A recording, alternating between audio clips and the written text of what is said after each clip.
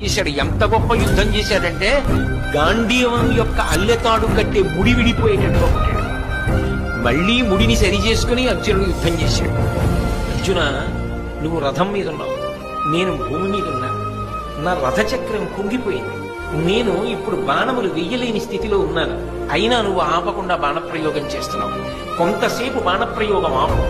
నీకో గోవిందుడికో భయపడి నేను ఈ మాట చెప్పట్లేదు, ధర్మం చెప్పాలి కాబట్టి చెప్తున్నాను అంటే కృష్ణ పరమాత్మ అన్నాడు, అబ్బా ఇప్పుడు ధర్మం జ్ఞాపకానికి వచ్చిందా?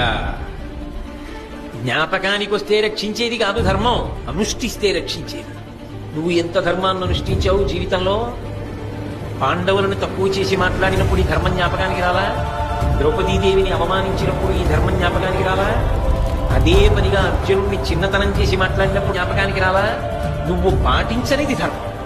నీకు అక్కడికి రమ్మంటే ఎక్కడి నుంచి వస్తుంది?